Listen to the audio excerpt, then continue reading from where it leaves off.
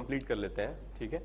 पिछली क्लासेस में हम लोगों ने डिस्कस किया था ऑप्टिकल आइसोमेरिज्म। जो हमने स्टार्ट किया तो हमने स्टार्ट किया था सिमेट्री एलिमेंट से। हमने डिस्कस किए पीओएस, सीओएस, एओएस और एएओएस, ठीक है। तो plane of symmetry, centre of symmetry, axis of symmetry and alternate axis of symmetry, ये सारे एलिमेंट्स जरूरी है ये बताने के लिए कि मॉलिक्यूल ऑप्टिकली एक्टिव है या नहीं है। ऑप्टिकल एक्टिविटी हमने डिस्कस की थी on the basis of polarimeter tube experiment, और इसके बेसिस पर जो हमने पोलरिमीटर ट्यूब एक्सपेरिमेंट के बेसिस पर ऑप्टिकल एक्टिविटी को बताया, तो जो प्लेन पोलराइज लाइट है उसको रोटेट करने वाले मॉलिक्यूल्स ऑप्टिकली एक्टिव कहलाते हैं, और ऐसे मॉलिक्यूल जो प्लेन पोलराइज लाइट को रोटेट नहीं कर पाते हैं वो ऑप्टिकली इनएक्टिव होते हैं। तो वो मॉलिक्यूल जिनमें पीओएस या सीओएस है वो मॉलिक्यूल्स प्लेन पोलराइज लाइट को रोटेट नहीं कर पाएंगे, और जिनमें ये एब्सेंट है वो रोटेट कर पाते हैं। जो क्लॉकवाइज रोटेट करते हैं वो डेक्स्ट्रो रोटेटरी कहलाते हैं, और जो एंटी क्लॉकवाइज रोटेट करते हैं वो लीवो रोटेटरी कहलाते हैं, ठीक है। ऐसे मॉलिक्यूल जिनमें सिंगल कायरल सेंटर है, कायरल सेंटर तो बता दिया था ना आपको क्या होता है, जिसमें चारों ग्रुप sp3 एटम से अटैच चारों ग्रुप अगर डिफरेंट है तो वो क्या कहलाते हैं, कायरल। और कायरल सेंटर्स जो होते हैं मॉलिक्यूल में, अगर सिंगल कायरल सेंटर है तो वो क्या होगा, ऑप्टिकली एक्टिव। और अगर मल्टीपल कायरल सेंटर्स हैं तो ऑप्टिकली एक्टिव हो भी सकता, नहीं भी हो सकता। अगर पीओएस है तो ऐसे कंपाउंड जिनमें कायरल सेंटर हैं लेकिन ऑप्टिकली इनएक्टिव है due to the presence of POS और COS are known as meso compounds, ठीक है। फिर हमने डिस्कस किया था relationship between molecules, single chiral के लिए भी और मल्टीपल कायरल के लिए भी। तो सिंगल कायरल में रिलेशनशिप होगा या तो आइडेंटिकल या क्या होंगे, एनाइंशोमर्स, और मल्टीपल कायरल में रिलेशनशिप होगा आइडेंटिकल या एनाइंशोमर या फिर डाइस्टीरियोमर्स भी हो सकते हैं, ठीक है। तो all stereo isomers which are not mirror images are known as diastereomers, ठीक है, या डाइस्टीरियो आइसोमर्स। सो डाइस्टीरियोमर्स, वो डाइस्टीरियोमर ज्योमेट्रिकल आइसोमर्स भी जो एक दूसरे की मिरर इमेज नहीं होते हैं वो भी क्या कहलाते हैं, डाइस्टीरियोमर्स कहलाते हैं, ठीक है। फिर हमने काउंटिंग की थी ऑप्टिकल आइसोमर्स की on the basis of presence of POS और एब्सेंस ऑफ पीओएस और सीओएस, ठीक है। तो जिनमें सिमेट्री होती है उनके लिए और जिनमें सिमेट्री नहीं होती उनके लिए हमने काउंटिंग की थी। Then we discuss stereo centre and stereogenic centre, और हमने टोटल स्टीरियो आइसोमर्स कैलकुलेट किए थे on the basis of stereogenic centre, ठीक है। तो यहां तक हम लोगों ने फिनिश कर दिया था, और आगे आज हम लोग इस चैप्टर को एंड कर देंगे, ठीक है। तो जो थ्योरी पार्ट है that we will finish, and next class से we will start geometrical isomerism, okay. So to start with क्या जीओसी से स्टार्ट करें, कर दें स्टार्ट, क्या कह रहे हो,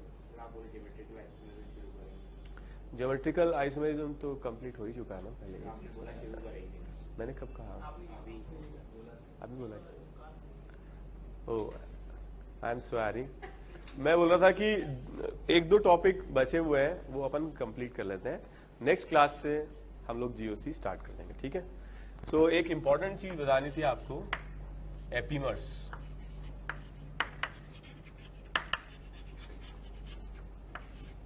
क्या होते हैं एपीमर्स, नहीं ऐसा नहीं है, जैसे इस मॉलिक्यूल में मल्टीपल कायरल सेंटर्स हैं,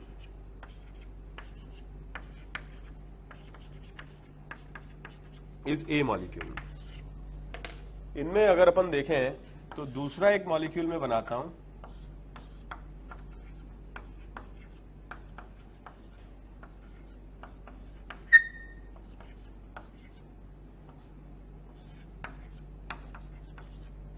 तो इस ए मॉलिक्यूल में और बी मॉलिक्यूल में क्या रिलेशनशिप है, इसमें जो कायरल सेंटर है और इसमें जो है सेम है, ये कायरल सेंटर और ये कायरल सेंटर कॉन्फ़िगरेशन सेम है, ये कायरल सेंटर और ये कायरल सेंटर कॉन्फ़िगरेशन ऑपोजिट है, ये कायरल सेंटर और ये कायरल सेंटर कॉन्फ़िगरेशन ऑपोजिट है। तो अगर हम देखें और कोई मॉलिक्यूल,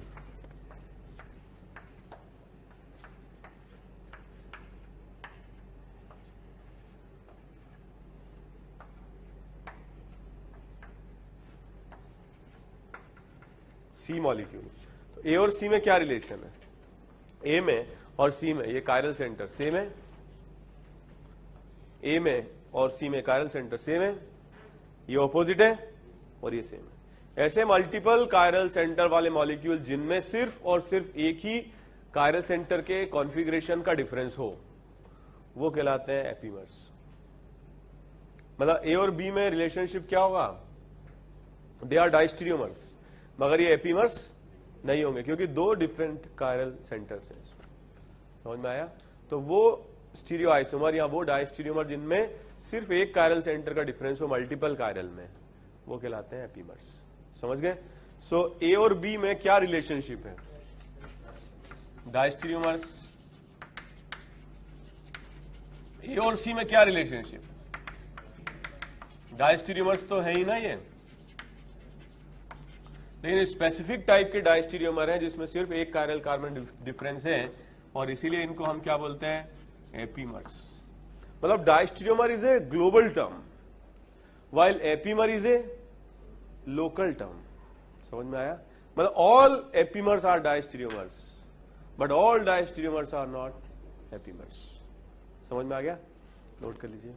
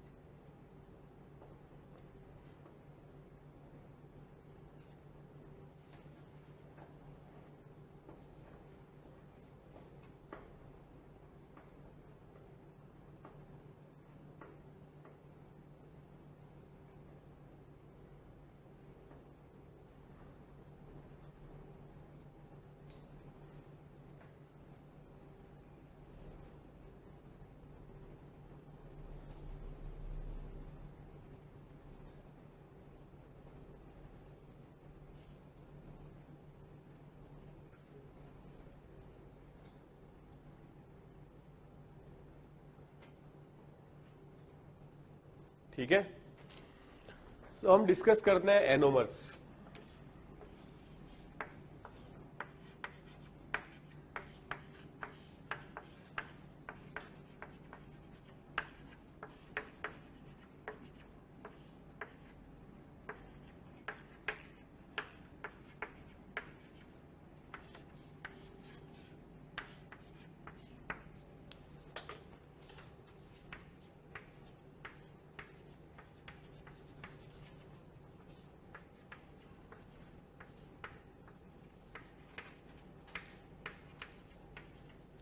जैसे अगर अपन इन दोनों मॉलिक्यूल को कंसीडर करें, ये कायरल सेंटर और ये कायरल सेंटर सेम है, ये कायरल सेंटर और ये कायरल सेंटर सेम है, ये कायरल सेंटर और ये कायरल सेंटर सेम है, ये कायरल सेंटर और ये कायरल सेंटर सेम है, और ये ऑपोजिट है। मतलब सिर्फ एक ही कायरल सेंटर डिफरेंट है। मतलब इन दोनों में क्या रिलेशनशिप होगा, डायस्टीरियोमर। लेकिन क्योंकि एक कायरल सेंटर डिफरेंट है तो हम इन्हें क्या कह सकते हैं, एपीमर्स, क्योंकि ये साइक्लिक एपीमर्स हैं तो इन्हें हम क्या कह सकते हैं, एनोमर्स भी कह सकते हैं, स्पेशल टाइप ऑफ एपीमर्स। ठीक है, मतलब हर एनोमर एपीमर होगा लेकिन हर एपीमर एनोमर नहीं होगा। ठीक है, क्लियर? मतलब हम ये बोल सकते हैं कि diastereomer is a global term while epimer is a local term and anomer is a गली मोहल्ला टर्म। ठीक है, इसका भी सबसेट होगा ये। ठीक है, नोट कर लो।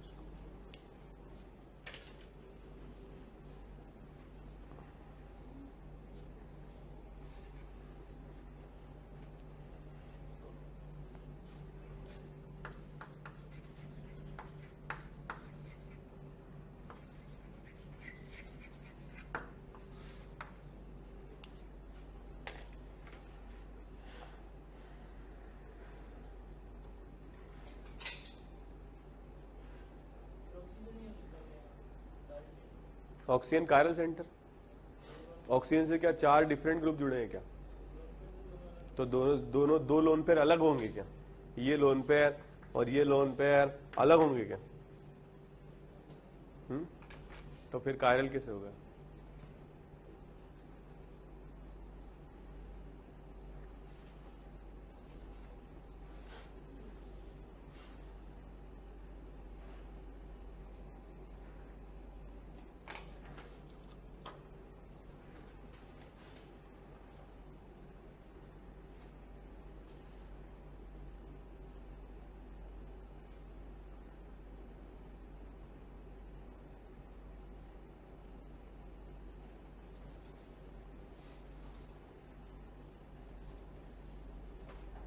ओके, स्टार्ट करें।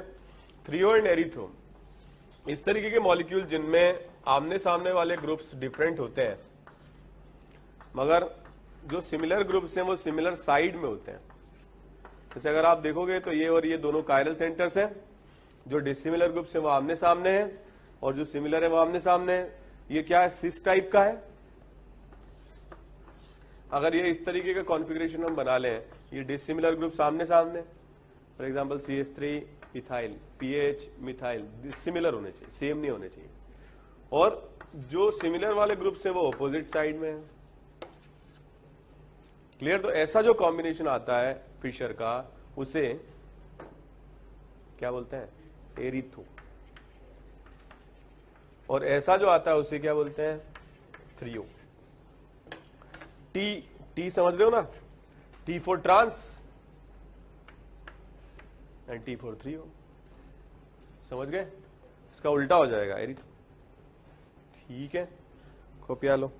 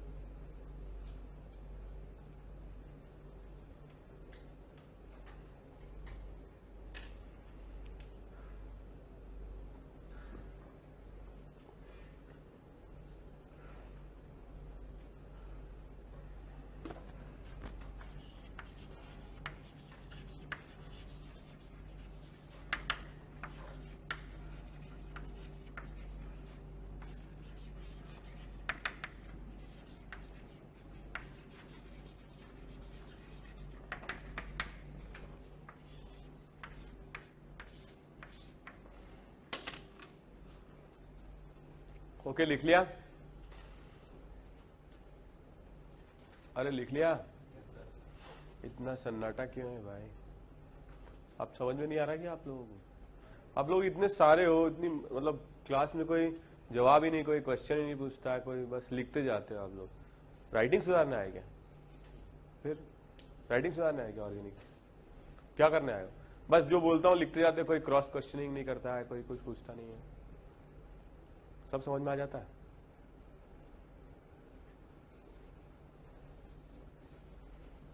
सब समझ में आ जाता है? सब आ जाता है समझ में? आ जाता है? इसका मतलब मैं अच्छा पढ़ाता हूं। तो calculations based on optical rotation, ठीक है? हमने देखा था observed rotation theta is equals to alpha into C into L. और ऐसे किताबों में, किताबें तो पढ़ी होंगी तुमने, ठीक है, मगर ये अल्फा नहीं पढ़ा होगा। तो इसमें ऐसे लिखा होता है अल्फा, लैम्डा और टी, ठीक है? तो लैम्डा क्या रिप्रेजेंट करता है? जो वेवलेंथ लाइट की हम यूज करते हैं वो, और टी रिप्रेजेंट करता है टेम्परेचर, क्योंकि टेम्परेचर अगर बदलेगा तो कॉन्सेंट्रेशन बदल सकता है, ठीक है? मास अपन वॉल्यूम। तो अगर हम देख रहे थे कि जो अल्फा है वो क्या होता है? Specific angle of rotation, specific angle of rotation. और ये सी क्या है? कंसंट्रेशन किसमें? ग्राम पर मिलीलीटर में। और एल क्या है? Length of polarimeter tube.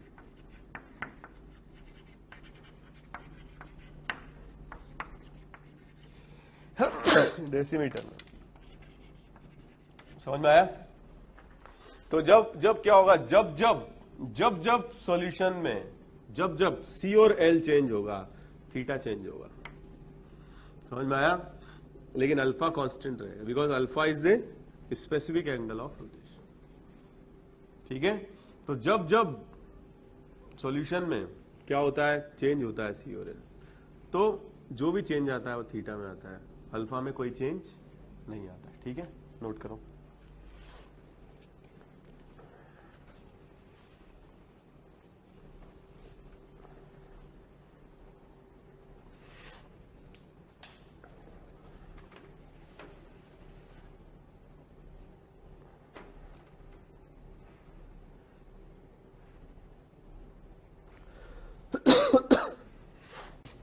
Okay, तो मैं कह रहा था आपको कि सी और एल बदलेगा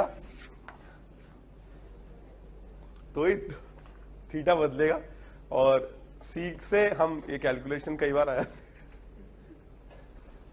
यार क्वेश्चन लिखो आप लोग यार।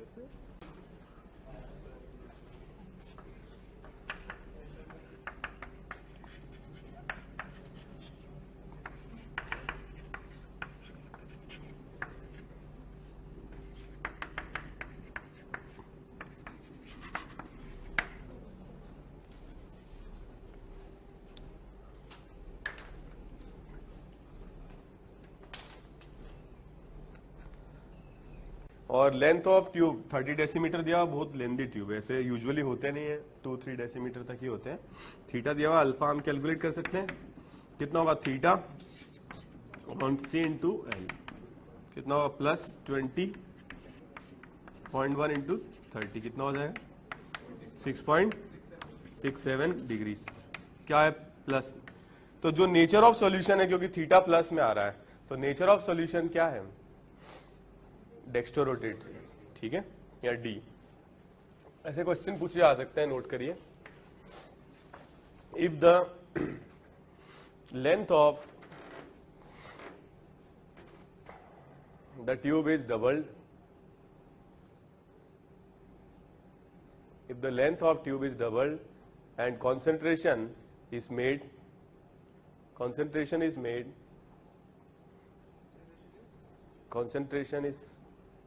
diluted to 0.04 gram per milliliter, 0.04 gram per milliliter. Okay, calculate theta.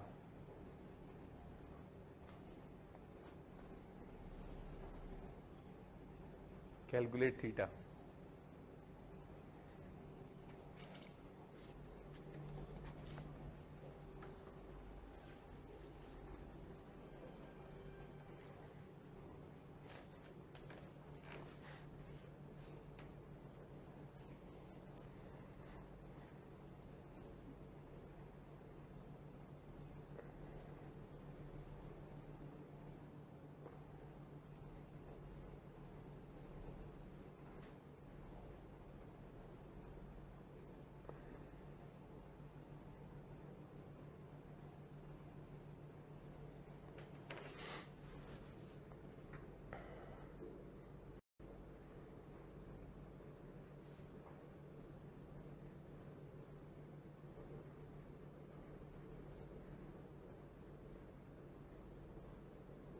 हो गया, कर लिया सबने।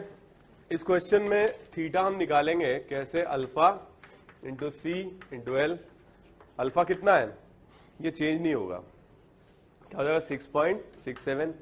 कॉन्सेंट्रेशन को चेंज कर दिया 0.04, और लेंथ ऑफ ट्यूब को कितना कर दिया 60। कैलकुलेट कर सकते हैं कितना आएगा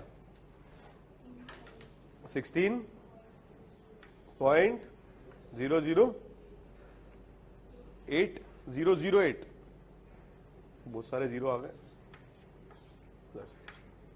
okay, so this will be the theta value. Clear है? अब ये इस तरह के क्वेश्चन कोई पूछता तो देखो है नहीं एग्जाम में, क्योंकि ये तो बकवास है, तो कोई भी फॉर्मूला पढ़ के कर देगा। क्वेश्चन आते हैं मिक्सचर के, जिसमें आपको डेक्स्ट्रो और लीवो का क्या बना देते हैं, मिक्सचर मिला देते हैं, और उसमें आपको डिसाइड करना पड़ता है कि किस तरीके से क्वेश्चन को सॉल्व करें। ठीक है, तो अपन स्टार्ट करते हैं नए क्वेश्चन से। An aqueous solution of 2 butanol, an aqueous solution of 2 butanol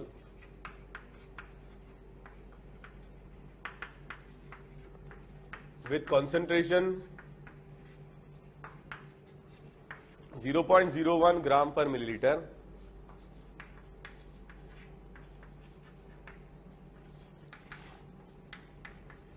and length of polarimeter tube 20 centimeter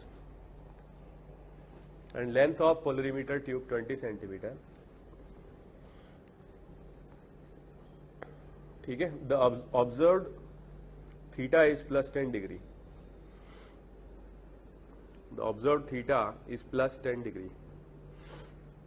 calculate the following, calculate the following. A,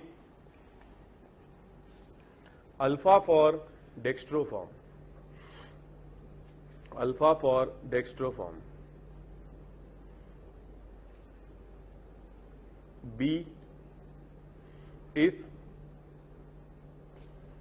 100 milliliters of, important है, if 100 milliliters of 0.01 gram per milliliter plus 2 butanol is mixed with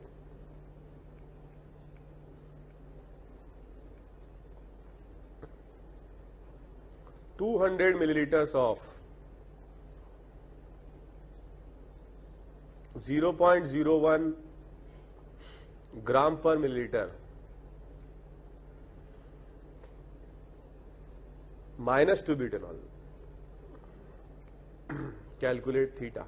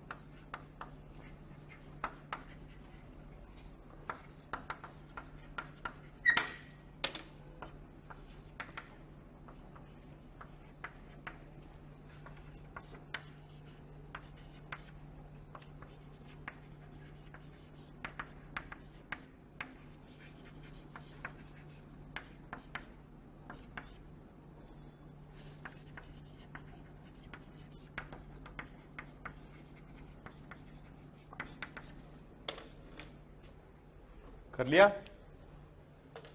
देखो पहला जो part है that is very easy, alpha can be calculated as theta upon C into L. What is theta?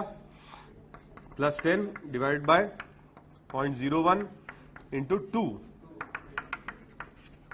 ठीक है, कितना हो जाएगा? 500, बहुत ज्यादा आ गया है तो। Okay, clear.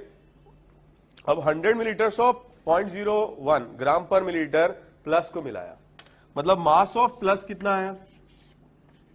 Mass of plus volume into concentration, yes और नो? सो 100 इंटू 0.01 1 ग्राम, और माइनस को मिलाया 200 इंटू 0.01, तो माइनस को मिलाया कितना हो जाएगा? 200 इंटू 0.01 2 ग्राम। समझ में आया? अब जब इन दोनों को मिला दिया तो क्या होगा? 1 ग्राम प्लस का 1 ग्राम माइनस के रोटेशन को कैंसिल कर देगा, और इफेक्टिवली क्या बचेगा? माइनस बचेगा। कितना? 1 ग्राम। और टोटल वॉल्यूम कितना हो जाएगा इसका? 300 मिलीलीटर्स। कोई डाउट? तो 300 मिलीलीटर्स हो जाएगा। कॉन्सेंट्रेशन कितना हो जाएगा? 1 डिवाइडेड बाय 300 ग्राम पर मिलीलीटर। ये किसका कॉन्सेंट्रेशन है? Minus effective concentration. कोई डाउट? तो अब हमें निकालना क्या है, theta. Theta will be equal to alpha. Alpha कितना है, माइनस ले लो क्योंकि नेगेटिव आ रहा है ना, into C into L. L कितना है, आंसर सही लिखा है क्या, एल एल गलत लिखा है ना, 2 डेसीमीटर। कोई डाउट, समझ गए। तो इस तरह के क्वेश्चन आ जाते हैं जिसमें आपको इफेक्टिव कंसंट्रेशन निकालना पड़ेगा, जो भी ज्यादा है उसका, और उसके बेसिस पर आप क्वेश्चन सॉल्व कर सकते हो। समझ रहे हो।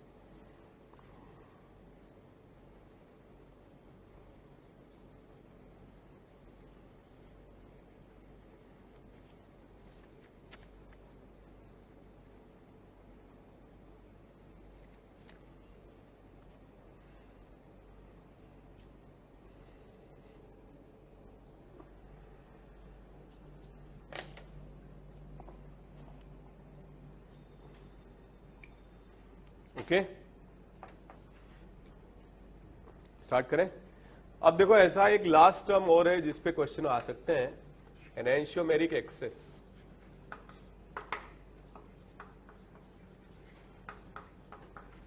या फिर हम इसको ऐसे भी लिख सकते हैं, ऑप्टिकल प्यूरिटी।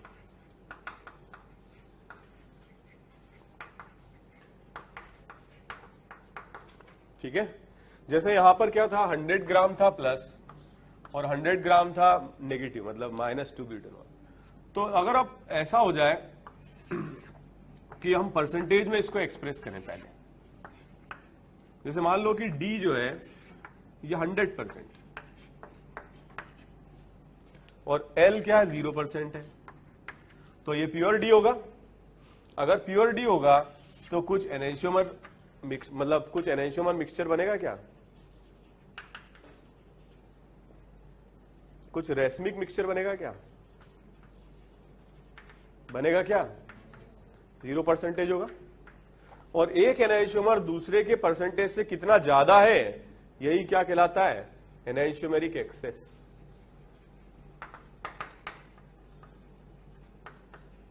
एक एनेंशियोमर दूसरे से कितना ज्यादा, 100% ज्यादा है।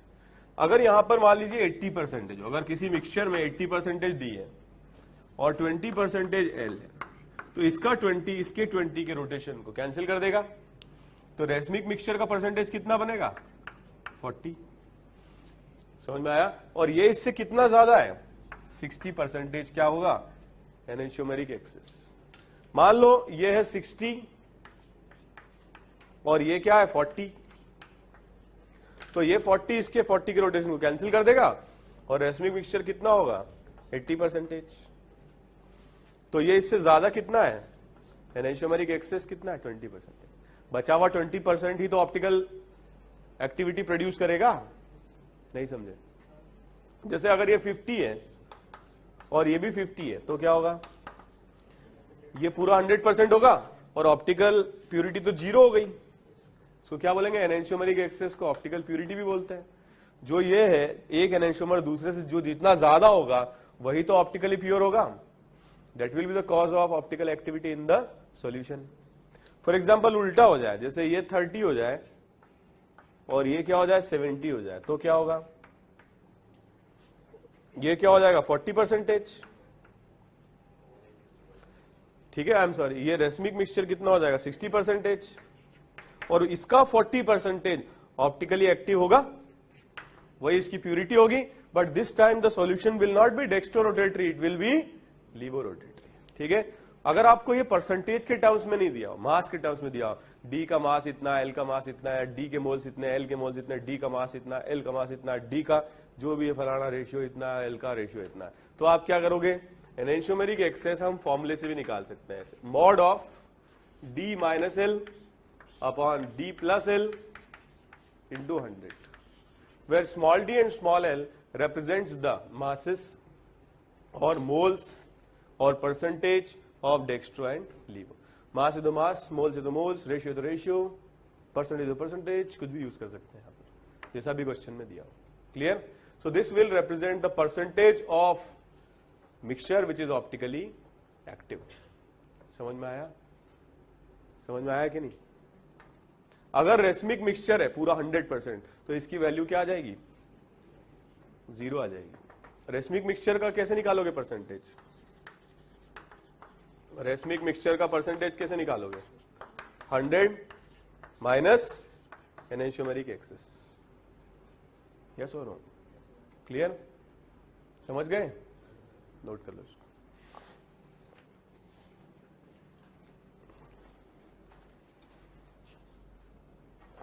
शीट डिस्कशन हो गया क्या? डीपीपी डिस्कशन आज कर ले? आज नहीं, क्यों? मुहूर्त नहीं निकलवा के लाया क्या तू आज? अरे अब तो गणेश जी भी बैठने वाले हैं, तुम कब बैठोगे पढ़ने के लिए? पिछली क्लास में गाने भी सुन लिए, सब कर लिया, अब तो पढ़ो. टोपी तो ऐसी लगा रखी, वही जो टेढ़ा माइक करके गाता है ना, क्या नाम है उसका? हिमेश रेशमिया. वही बनेगा तू. वो क्लास में आते नहीं है, पानी गिर रहा था इसलिए, फिर सिर में दर्द हो गया था, तो क्लास में नहीं आ सकते तुम. सिर में दर्द हो गया, पैर में तो नहीं हुआ था.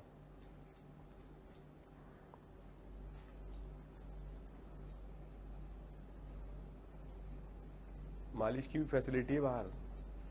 सर में दर्द हो, मालिश करा दो, सही हो जाता है. सही बोल रहा हूं मैं?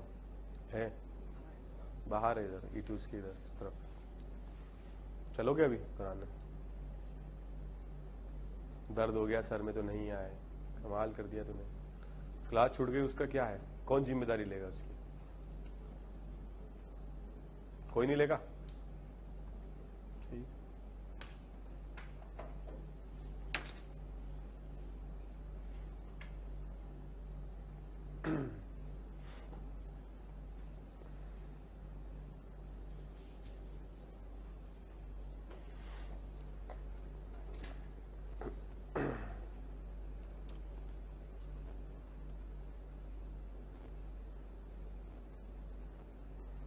ठीक है, एक और शायरी सुनाओ क्या?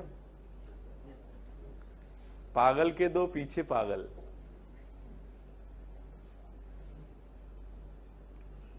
उनके पीछे 4 और पागल,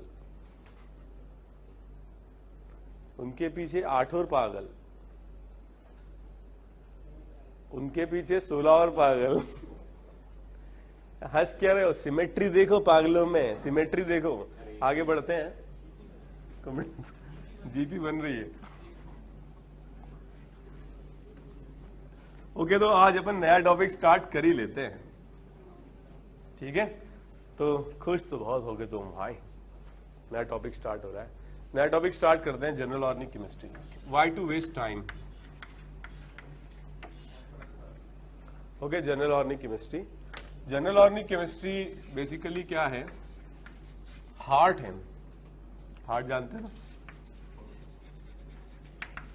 ठोस.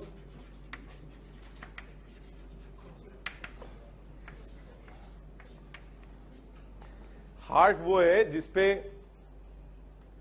सबसे ज्यादा गाने बनते हैं. ठीक है, दिल. ठीक है, ऑर्गेनिक केमिस्ट्री का दिल है ये, हार्ट, ठोस.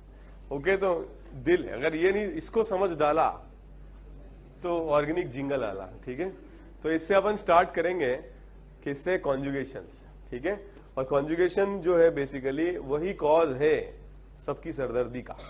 Plus M minus M. ठीक है, रेजोनेंस, रेजोनेटिंग स्ट्रक्चर. ठीक है, वो सारी carbocation stability, anion stability, free radical stability, सब कुछ इसी से ही आती है. और इस वजह से क्या है कि काफी लोग ऑर्गेनिक में परेशान रहते हैं. और आइसोमेरिज्म तो हम वैसे ही बहुत ज्यादा पढ़ाते हैं, मतलब जरूरत से ज्यादा पढ़ाते हैं जानबूझ के. लगे कि हम कोई टीचर हैं इसलिए, ठीक है, ऐसी कोई जरूरत नहीं है। सब लोग पढ़ाते हैं इसलिए हम भी पढ़ा देते हैं। अगर मान लो कि अपन नहीं पढ़ाएंगे, कम पढ़ाएंगे, तो सब बोलेंगे कि अपनी तो इज्जत की लग जाएगी ना। तो जनरल ऑर्गेनिक केमिस्ट्री से स्टार्ट कर दें, कॉन्जुगेशंस। कॉन्जुगेशन क्या है बताओ? It's a concept of delocalization of electrons.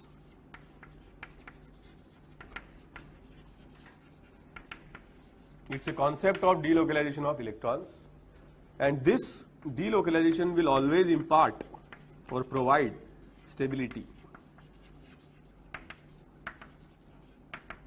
इसमें जो ऑक्यूपाइड होते हैं प्लीज बाद में लिख लेना आप लोग, ठीक है। तो it is a concept of delocalization of electron which always impart stability, but it is associated only with pi bonds and lone pairs. It has no relation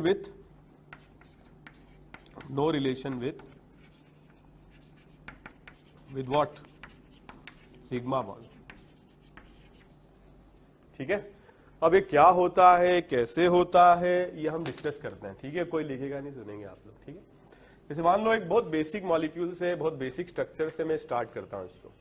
double bond CH2 plus charge. अब इस molecule को अगर अपन थोड़ा सा analyse करें तो इस carbon atom में दो तो अटैच्ड होंगे हाइड्रोजन, और ये दोनों सिग्मा बॉन्ड्स होंगी. ये कार्बन जुड़ा हुआ है एक कार्बन से, इस पर क्या है एक H, ये एक कार्बन से जुड़ा हुआ है, और इस पर क्या है प्लस चार्ज. प्लस चार्ज मतलब वेकेंट ऑर्बिटल होगा. जानते हो ना वेकेंट कहां से आया कि नहीं जानते हो? जानते हो? नहीं जानते हो? कार्बन एटम का जो इलेक्ट्रॉनिक कॉन्फ़िगरेशन है वो है 1s2, 2s2 और 2p2. होना तो ये चाहिए, लेकिन इसमें अगर इसके पास अनपेड इलेक्ट्रॉन कितने हैं? 2 हैं. बॉन्ड कितने बनाता है? 4. तो एक इलेक्ट्रॉन जंप करके यहां से क्या होगा, यहां आ जाएगा. कितने अनपेड इलेक्ट्रॉन होंगे? 4. कितने बॉन्ड बनाने चाहिए? 4. इसने कितने बना रखे हैं? 3. मतलब ऑक्टेट इनकम्प्लीट है. समझ में आया? इसके आसपास इलेक्ट्रॉन कितने हैं? 2 और 3. ग्रुप नंबर इसका क्या है? या आउटर मोस्ट शेल में इलेक्ट्रॉन कितने हैं? 4. तो यहां पे तो 3 ही रह गए, एक कम हो गया, तो इसके पास क्या आ जाएगा? Plus charge. ये समझ में आया? चार्ज किससे आता है? चार्ज आता है जितने आसपास इलेक्ट्रॉन होते हैं उनसे. समझ में आया? तो एक इलेक्ट्रॉन अगर आप कम करोगे तो ये जो p ऑर्बिटल है वेकेंट हो जाएगा ना, और वेकेंट हो जाएगा तो इसको हम ऐसे रिप्रेजेंट कर सकते हैं. अब इस p ऑर्बिटल की डायरेक्शन क्या होती है? जैसे अगर ये सारे प्लेन में है, ये सारे अगर प्लेन में है तो p ऑर्बिटल की डायरेक्शन होगी perpendicular to the plane. Perpendicular to the plane. यहां पे क्या है, एक और पाई बॉन्ड भी है, तो ये भी क्या होंगे आपस में? पैरेलल. और इस प्लेन के क्या होंगे? परपेंडिकुलर. तो conjugation is nothing but passing the passes. Passing the passes मतलब पासिंग द इलेक्ट्रॉन्स. ठीक है. एक इलेक्ट्रॉन जो p ऑर्बिटल में है वही पास किया जा सकता है. अगर आप इसकी बॉन्डिंग देखोगे तो इन दोनों में क्या है, एक पाई बॉन्ड है, बहुत वीक बॉन्ड है, और इसके पास है वेकेंट p ऑर्बिटल जो कि परपेंडिकुलर. तो आपस में ये p ऑर्बिटल्स पैरेलल है और इस मॉलिक्यूल के क्या है? परपेंडिकुलर है. समझ में आया? तो क्या होगा बताओ? क्या होगा बताओ? ये जो वेकेंट p ऑर्बिटल है ये भी इलेक्ट्रॉन इससे लेना चाहेगा. अगर आप देखोगे तो इन स्ट्रक्चर्स को इस तरह से सेपरेट किया जाता है डबल हेडेड एरोस. ठीक है. पिक्चर चल रही है, कुछ कुछ होता है. शाहरुख खान और काजोल ये आपस में बॉन्डेड है, सिपाही. एंट्री होती है रानी मुखर्जी की. तो इसको क्या है, अट्रैक्ट करने के लिए शाहरुख खान रंग बदलेगा, ये अपना जो बॉन्ड है तोड़ लेगा, और इस तरीके से बॉन्ड तोड़ने को हम रिप्रेजेंट करते हैं ऑर्गेनिक में. ठीक है. इसका मतलब क्या है, जो एरो है ये इलेक्ट्रॉन यहां से चले और इस कार्बन पर जाकर के एंड हुए. मुझे समझ में आ रहा है? टेल का मतलब कहां से आए, हेड का मतलब कहां पहुंचे. तो अगर आप इस स्ट्रक्चर को देखोगे तो कुछ ऐसे बन सकता है, CH2 उससे तो इलेक्ट्रॉन छीन लिया, बॉन्ड तोड़ लिया, और इस पर क्या आ गया, एक एक्स्ट्रा इलेक्ट्रॉन आने से लोन पेयर। समझ में आया चार्ज नेगेटिव कैसे हुआ। और इस पर क्या है, प्लस चार्ज है और वेकेंट ऑर्बिटल है। तो अब इसकी मर्जी है, इसके साथ अगर बॉन्ड बनाता है तो अलग बॉन्ड है, और उसके साथ अगर दोबारा बनाता है तो अलग बॉन्ड है। समझ में आया। तो दिस इज द मर्जी ऑफ शाहरुख खान। तो इसलिए इसका एक और स्ट्रक्चर बन सकता है कुछ इस तरीके से, जिसमें प्लस चार्ज क्या होगा, टर्मिनल पोजीशन पर आ जाएगा और पाई बॉन्ड की जो लोकेशन है वो चेंज हो जाएगी। क्लियर। किन किन बातों का ध्यान रखना चाहिए। पहली बात, कॉन्जुगेशन में एटम्स पार्टिसिपेटिंग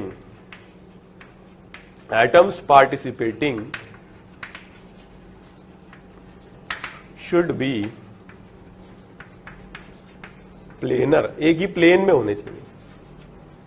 ठीक है, अगर प्लेनर नहीं है तो वो एटम पार्टिसिपेट नहीं कर सकता है। दूसरी बात, p orbitals should be associated with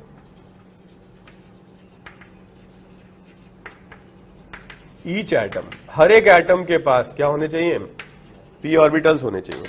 ठीक है, p orbitals should be parallel to one another, एक दूसरे से p ऑर्बिटल क्या होने चाहिए, पैरेलल होने चाहिए। Fourth point, lone pair and pi bonds are इंटरकन्वर्टिबल।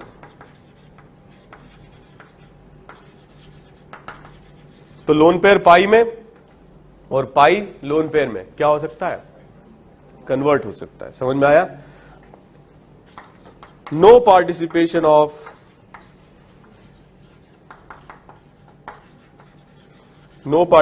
Of क्या, सिग्मा बॉन्ड, सिग्मा बॉन्ड का कोई पार्टिसिपेशन नहीं है। ठीक है, पोजीशन ऑफ एटम्स चेंज होगी क्या, position of atoms will be fixed, position of atoms क्या होगी, फिक्स्ड। पोजीशन चेंज नहीं होगी एटम की, सिर्फ किसकी पोजीशन चेंज होगी, एटम की और सिग्मा बॉन्ड की पोजीशन चेंज नहीं होगी। किसकी चेंज होगी, पाई बॉन्ड की और लोन पेयर की। आगे समझ में। अब ये स्टेबिलिटी क्यों देता है, क्योंकि आप जानते हो कि चार्ज कहीं रुका होता है तो इलेक्ट्रिक फील्ड प्रोड्यूस हो जाती है उसके अराउंड, और अगर ये फैलेगा तो क्या होगा, इलेक्ट्रिक फील्ड डिस्ट्रीब्यूट हो जाएगी। जानते हो ना आप। तो electric field is a form of energy basically. तो एनर्जी अगर डिक्रीज होती है तो स्टेबिलिटी बढ़ जाती है। समझ में आया। इसीलिए ये स्टेबिलिटी प्रोवाइड करते हैं। It is delocalization of electron, it is conversion of pi bond and lone pair, and it has no relation with the sigma bond. कुछ आया समझ में, क्लियर है। कॉपी करो इसको।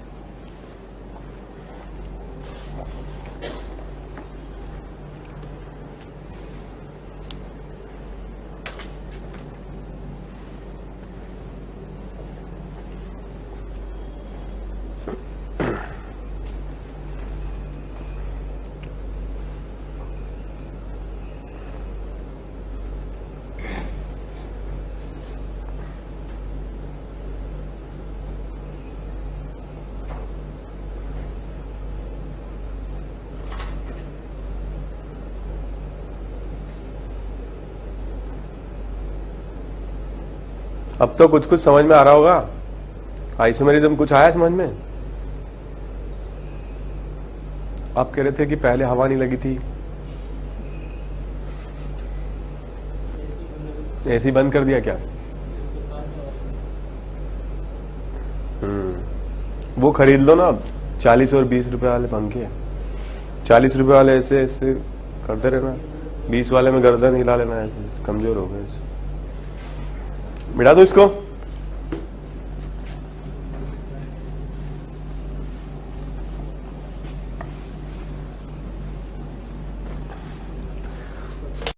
ये तो एक जनरल बात हमने करी कि कॉन्जुगेशन की डेफिनेशन क्या होती है। ओके, तो जितना भी कॉन्जुगेशन ऑर्गेनिक या इनऑर्गेनिक या किसी भी केमिस्ट्री में होता है उसको मैंने 6 पार्ट्स में क्लासिफाई किया है। ठीक है, तो उसके बाहर आपको कोई नए कॉन्जुगेशन देखने को नहीं मिलेंगे। ठीक है, तो इसमें सबसे पहला है case A double bond separated by single bond and separated by vacant orbital. इस तरीके से जो हमारा पहला केस था वही। सो CH2 double bond CH2 plus charge vacant orbital. ठीक है, तो इसमें अगर अपन देखें, बताया था ना आपको, कार्बन और कार्बन के बीच में पाई बॉन्ड होगा और इस कार्बन पर क्या होगा, वेकेंट ऑर्बिटल होगा। सारे रूल्स फॉलो कर रहा है, इसी के बेसिस पे हमने एक्सप्लेन भी किया था इसको। ठीक है, तो इसका जब अपन ने RS बनाया तो कुछ ऐसे बना था, फर्स्ट, सेकेंड एंड थर्ड। तो जो RS आया था वो क्या आया था, इसको हम सेपरेट करते हैं डबल हेडेड एरो से। RS आया था वो क्या आया था, 1 और 2 के बीच में नए में क्या आएगा, डबल बॉन्ड, और 3 पर क्या आएगा, प्लस चार्ज। क्लियर? तो पहले जो डबल बॉन्ड है 2 और 3 के बीच में वो शिफ्ट होगा 1 और 2 के बीच में, और पहले जो प्लस चार्ज है वो शिफ्ट होगा किस पर, 3 पर। ठीक है, ऑल्टरनेट पोजीशन पर आएगा 1 से 3 पर। ऐसे भी इसको रिप्रेजेंट करते हैं, ये दोनों इलेक्ट्रॉन पेयर है, इस तरीके से हम शिफ्टिंग करा देते हैं। So this pi bond converts to this pi bond. कोई डाउट? क्लियर है? नोट करो इसको।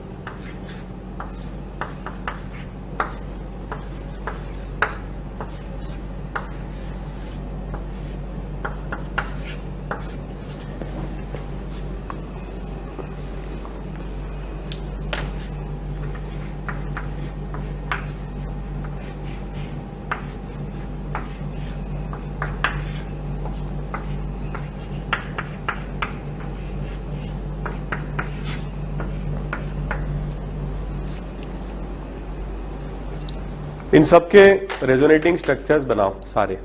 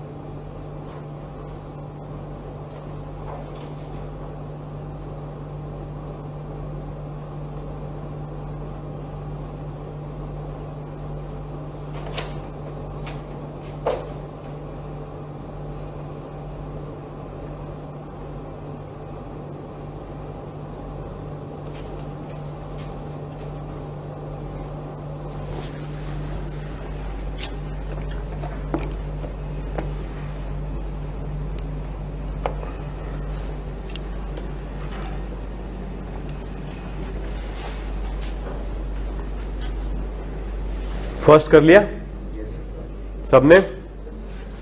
देखिए this is first, second and third. इसका अपन आरएस बनाएंगे तो double bond, single bond, वीकेंट।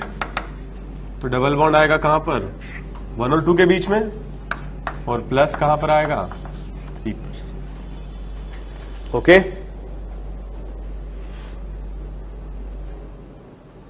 Yes और नो? सेकंड कर लिया? समझ में आ रहा है? आ रहा है? अच्छा लगा? समझ में आ रहा है? Okay, first, second, third. ठीक है, तो इसमें आरएस बनाएंगे। मिटा दो इसको।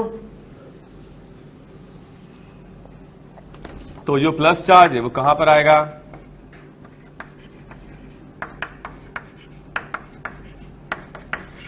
ओके, थर्ड पर, और 1 और 2 के बीच में आएगा डबल बॉन्ड। क्लियर? ये क्या ये आगे जा सकता है? अभी इसके साथ भी तो कॉन्जुगेटेड है। क्लियर? तो फिर से ये आगे भी ट्रांसफर हो सकता है, तो एक और इसका आरएस बनेगा ऐसे।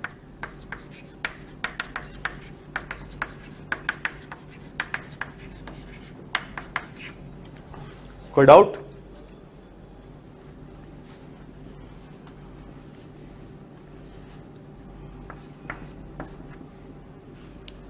ठीक है, इसमें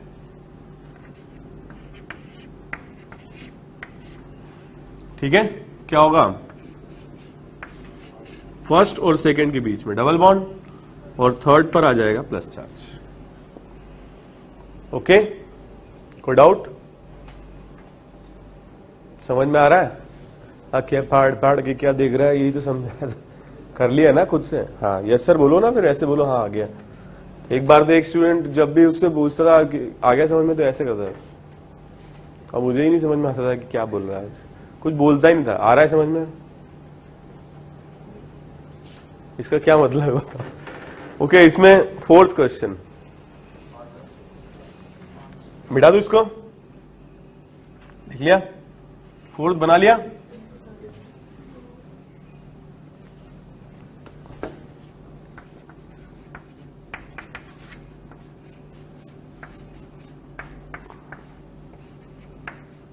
फर्स्ट, सेकेंड एंड थर्ड।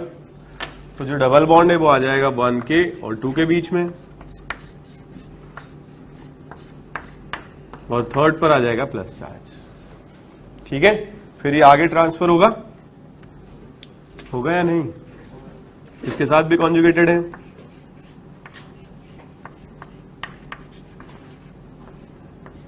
इस पर आ जाएगा प्लस चार्ज, आगे ट्रांसफर होगा।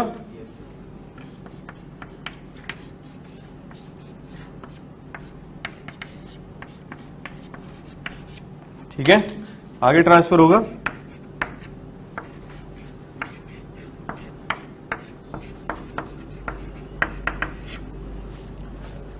इस तरीके से।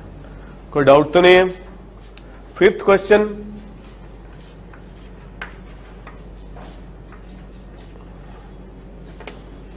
बताएं। कर लिए? तो इसको तो मान ले फर्स्ट, इसको सेकंड, इसको थर्ड। तो डबल बॉन्ड आएगा 1 और 2 के बीच में, और थर्ड पर आएगा प्लस चार्ज। ठीक है, कुछ तो बोलो आप। ठीक है, सिक्स क्वेश्चन, इसमें होगा क्या? अच्छा देखो बेटा, ऐसा है, यहां एक डबल बॉन्ड है, यहां कुछ नहीं है, यहां पर है डबल बॉन्ड। फर्स्ट, सेकंड और थर्ड, डबल बॉन्ड आएगा फर्स्ट और सेकंड के बीच में, और थर्ड पर आ जाएगा प्लस चार्ज। कोई डाउट? ये आगे जाएगा? जाएगा क्या? नहीं जाएगा ना। नेक्स्ट क्वेश्चन बताओ। इसके बाद दो रास्ते हैं, इधर भी जा सकता है, उधर भी जा सकता है। ठीक है, तो एक इस तरफ अगर बनेगा तो ऐसा स्ट्रक्चर बनेगा। समझ में आया? और उस तरफ अगर रेजोनेंस होगा तो ऐसा स्ट्रक्चर बनेगा। कोई डाउट? ओके, 8th क्वेश्चन,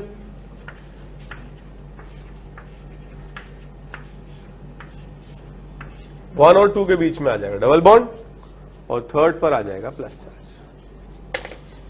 ठीक है, 9th बताएं। 1 और 2 के बीच में आ जाएगा डबल बॉन्ड और थर्ड पर आ जाएगा पॉजिटिव चार्ज। ठीक है, कोई डाउट? समझ में आ रहा है? नेक्स्ट क्वेश्चन डायरेक्ट लिख दूं?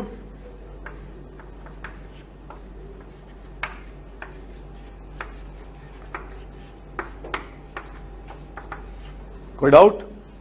नेक्स्ट क्वेश्चन,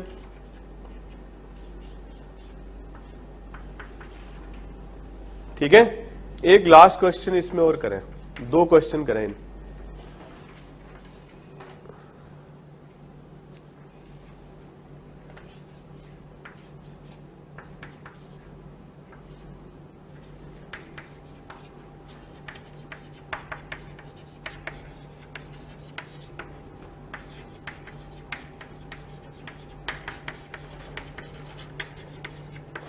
तीन क्वेश्चन करेंगे।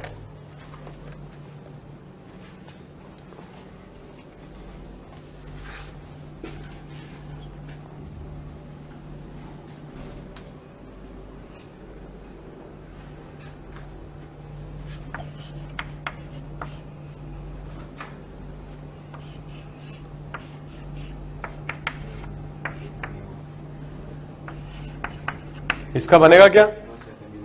कॉन्जुगेशन है, आरएस बनेगा क्या? सो डबल बॉन्ड, फिर सिंगल बॉन्ड, फिर सिंगल बॉन्ड, तो इसका आरएस नहीं बनेगा। ठीक है, एक बात बताओ, बोरॉन का एटॉमिक नंबर क्या होता है? क्या होता है? 5। नहीं पता ना? 5। अब पता कर ले, 5 होता है, समझा? 5। ठीक है, बोरॉन का 5। तो इसका इलेक्ट्रॉनिक कॉन्फ़िगरेशन क्या होगा? 1s2 2s2 2p1। तो इसमें तो ये बॉन्डिंग करता नहीं है, एक्साइटेड स्टेट में इलेक्ट्रॉन यहां जाता तब करता है। तो कितने बॉन्ड ये बना सकता है? 3, और एक वेकेंट रहेगा। तो ये जो क्वेश्चन आपको दिया है इसमें बोरॉन के 3 ही बॉन्ड्स हैं और 3 नियर बाय इलेक्ट्रॉन होने के कारण न्यूट्रल है, मगर एक वेकेंट पी होगा तो सही। यही खास बात है, रेजोनेंस तो होगा इसमें, क्यों? क्योंकि इसके पास वेकेंट पी है। बात प्लस चार्ज की नहीं है, बात वेकेंट ऑर्बिटल की है। अब क्या होगा, इसका जब आप आरएस बनाओगे तो ऐसे बनेगा, this pi will convert to this pi. समझ में आया? तो जब ये पाई बॉन्ड बनेगा तो बोरॉन के आसपास 4 बॉन्ड्स आ जाएंगे। तो कॉर्नर वाले के पास आ जाएगा प्लस, क्योंकि इसका एक इलेक्ट्रॉन लूट गया ना, और इसके नियर बाय इलेक्ट्रॉन कितने हो गए? 4 होने चाहिए 3, तो इस पर आ जाएगा चार्ज माइनस। बट रेजोनेंस होगा, क्योंकि रेजोनेंस इसलिए हो रहा है क्योंकि उसके पास वेकेंट पी है। इसलिए नहीं हो रहा था कार्बन में कि चार्ज था, इसलिए हो रहा था कि उसके पास वेकेंट पी ऑर्बिटल था। आया समझ में? क्लियर है? कॉपी कर लीजिए इसको।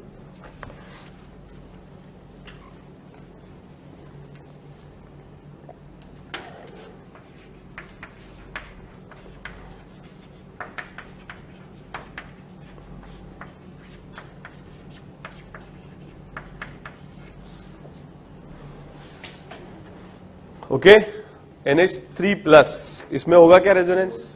होगा क्या? क्यों? एक्चुअली क्या है, नाइट्रोजन का एटॉमिक नंबर है 7, electronic configuration 1s 2s 2p, सो 1s2 2s2 2p3, 3 ही बॉन्ड बना सकता है।